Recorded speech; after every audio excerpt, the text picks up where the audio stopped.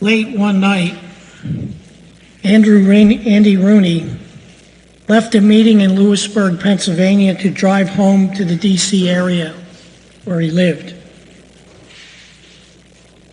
On that long drive, late at night, he came to an intersection that had a stop sign, and he stopped. Then he wondered, why did I stop here when there were no other cars or anyone else around? He must have thought about that for a while, but he eventually concluded that he stopped because we all have an agreement to stop at stop signs, at red lights, an agreement to follow certain rules so that life can be safer for everyone. Social scientists call this the social contract theory. It's an unwritten contract that extends into many areas of life. It prevents anarchy. Presently, one of our largest concerns about the former president is that he ignores this unwritten contract. Sometimes a society may need to re-examine that contract and make adjustments based on new realities. For example, anyone who teaches these days is revising or at least examining their requirements and redefining what it means to plagiarize because of the arrival of artificial intelligence. The social contract and its assumptions in our day and age differ significantly from those in effect at the time Jesus encounters this Canaanite woman. These differences make it hard for us to understand this gospel lesson. It's a story about Jesus and her encounter with a Canaanite woman. First thing we need to see is that in Jesus' day, people were focused very much on honor. Honor was a kind of currency and was accounted to what we would call today the extended family, aunts, uncles, grandparents, and so forth. Furthermore, in that day, honor was thought of as a limited commodity.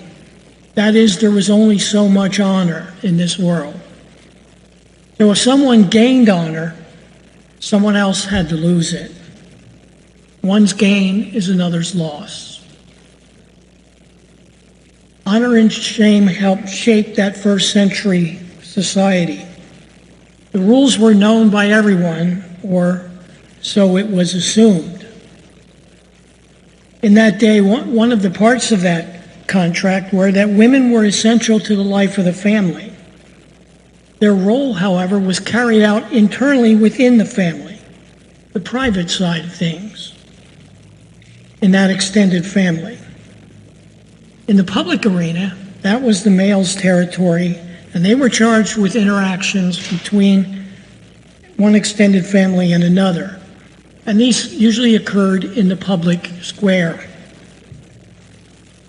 If the boundaries were violated, that meant that honor was lost. It was shameful to go against the social contract. And there were usually onlookers who kept score. You know, there always are. They're like taking little notes. When this woman asked Jesus to heal her daughter, her request is immediately off the grid. We can almost hear the onlookers say, "Go home, get your father, grandfather, aunt, uncle, or not aunt, uncle, cousin, whatever. Get a male to come here and speak for you." But this woman risked family honor by initiating a conversation with a strange man, in this case, Jesus Christ. And for his part, Jesus was also risking honor simply by speaking to this woman in public instead of speaking to her male representative. At its core, this whole story goes against the fabric of their society in that day. The disciples understand this. That's why they request, Lord, isn't she worried about losing her honor? I'm paraphrasing here. Send her away, Lord. And you can almost hear them ask, isn't she really worried about losing that honor? But instead of worrying about that, she calls out to Jesus, have mercy on me, Lord. My daughter is possessed by a demon. And the disciples worry even more. Don't threaten our honor, Jesus. Send her away. To make matters even worse, she's a Canaanite. This mother was likely by language Greek, by nationality Canaanite, and she lived in Syrophoenicia. Seems like she's been around a few places in this world. But more pointedly, as a Canaanite, she belonged to a race of people the Jews despised. They despised Canaanites, even though the prophet Zechariah said that the Canaanites would become like a clan in Judah. But no one, following the social contract of that day, would expect her to ask Jesus for healing. So why does she ask an enemy to heal her daughter? And is Jesus worried about his honor? Jesus begins to address her. Pointing to the social contract, he says, I was sent to the lost sheep of Israel, my people. Then he asks her, is it right to give the children's food to the dogs? Here, Jesus is calling her a dog. Don't try to whitewash that. He calls her a dog. At this point, I would expect her to be like, hey, screw you, buddy. I'm out of here. Or something even less appropriate in church. But this woman never backs off. She doesn't care about society's rules and the concept of a limited good. She simply wants her daughter healed.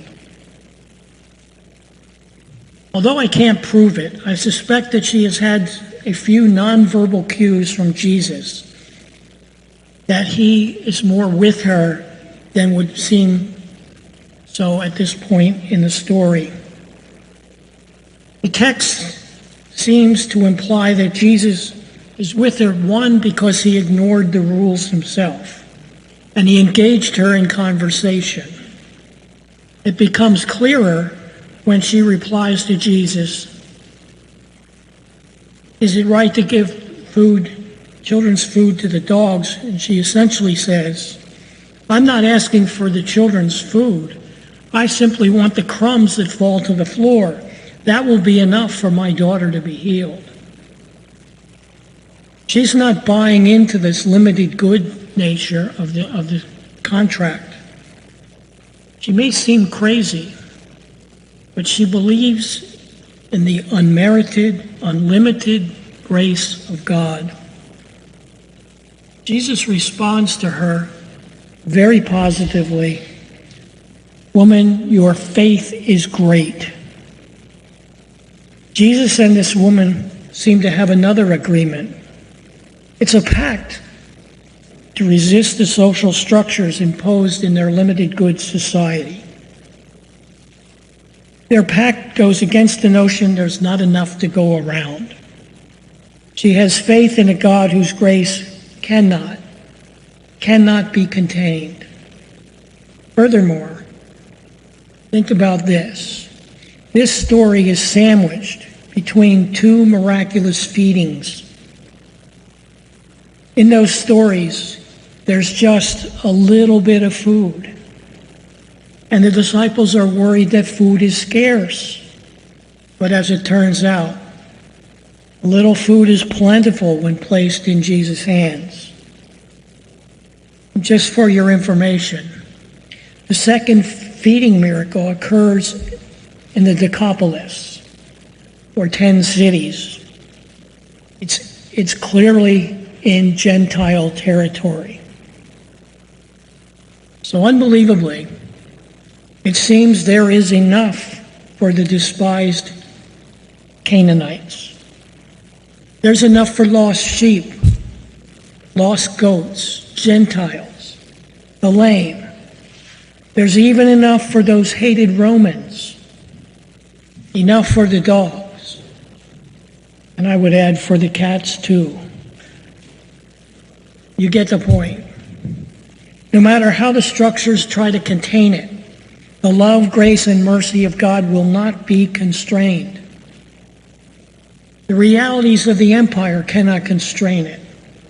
Our theology, our brains, even our imaginations cannot contain the unlimited mercy, grace, and love of God. It's very hard to believe.